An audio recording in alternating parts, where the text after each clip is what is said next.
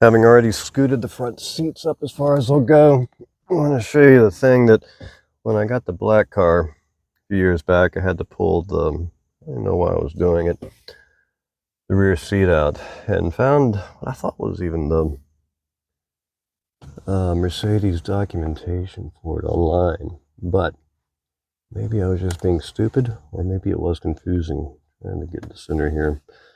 But you see this little red thing. My recollection is whatever I was reading said you had to pull this, which is actually accurate. But when I saw pull this, I thought they meant pull it outwards. It would just kind of pop out. Sorry, I'm trying to adjust the camera. You can see this. Hopefully you can.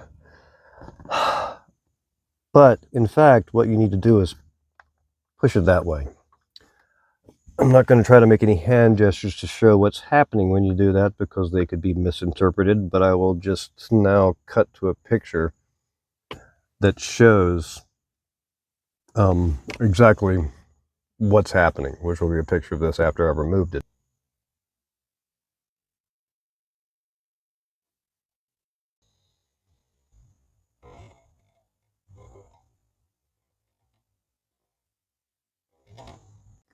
You pull this outwards, and then you go. There you go. Just need to kind of jiggle it. Get the first one out just enough so that it's not going to pop back in place when you go to the other side. And then repeat the same process, pulling outwards. This one should be dislodged, and you see it is in fact pretty easy. Seeing something interesting wedged down in the back seat. Ooh, dead doctors don't lie. Interesting. And what else do I have back here? Oh, this looks disgusting. I believe we have some smoked sausage jerky. Slides out pretty easily. So once you do that,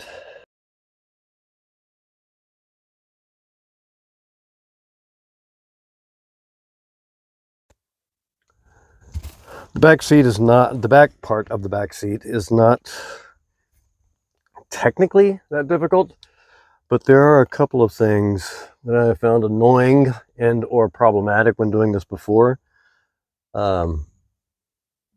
Actually, it's amazing how many things I've encountered that required me pulling out the back seats of these cars.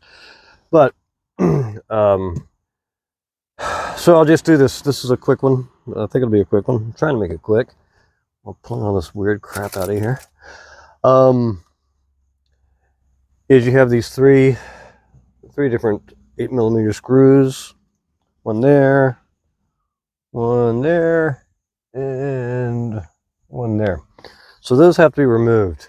So having removed those, and one thing I will say is that the two previous cars I've done this to, the red car and the black car, are cars where it was quite obvious that the back seat had been out before.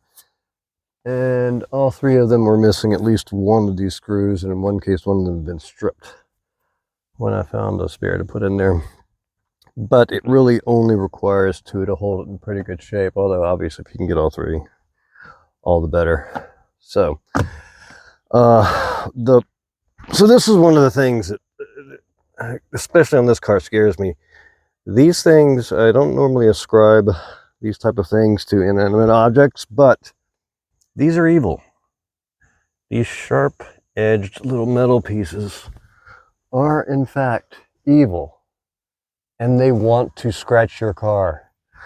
So what I'm going to do, and this is my first try doing this, is wrapping these up with some painter's tape, just so I don't have to be so aware of them. Maybe it's just me, but those things kind of freak me out when I'm pulling the back seat out of the car.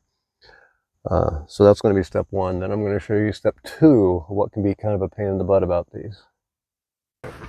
If you choose to take that extra step of protecting or whatever,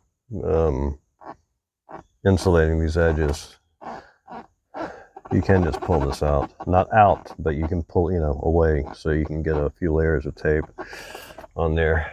So like I said, you can just see them. They just want to scrape things without that. Hopefully I've neutralized them. So next part is seemingly simple, but I've had some difficulties with it. The three things you have, the things that you have holding this on are the screws, which have been removed, 8mm screws, and then this clips downward into that. The issue is you have to push it up, and when you push it up, since these taper in, it's pushing back against you. You get one side up, and you think you're good to go. You go to the other side, push that up, and it tends to shove that one back down. Obviously, a solution is taking this piece off, which might come off easily on this car. A lot of things that I've had difficulty with on other cars have been easier on this one. Once again, don't want to beat it into the ground, but this is in very nice condition. But I'm going to try something a little different. I think it's mainly just because it sticks against it. So I'm going to just, since I plan on what I always do when I have pieces like this out of the car, just giving them an extra good cleaning before they go back in, I'm just going to spritz some Lexol cleaner between the piece on the pillar and you know, make it slippery is the point, and make it slippery with something that's obviously not going to cause problems. You wouldn't expect that Lexol would cause any problems.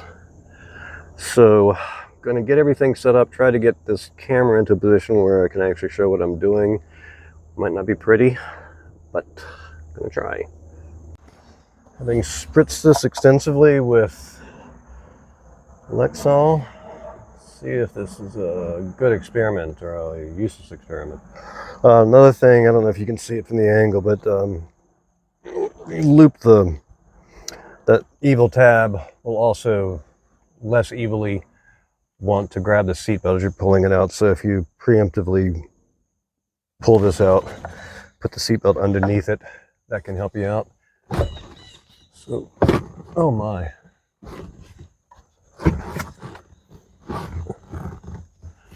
I may have discovered something.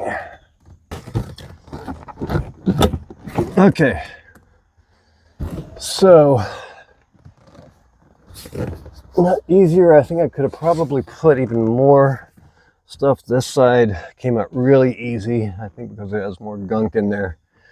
But that is the least difficult time I've ever had taking one of these out.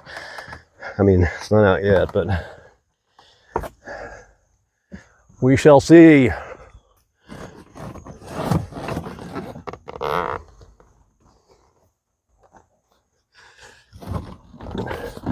So even with them having been partially neutered, they still want to be a pain. But less chance of it scratching the car. Although I would say still be very careful. There's a lot of sharp edges. Lots and lots of sharp things on the back of this. So be warned.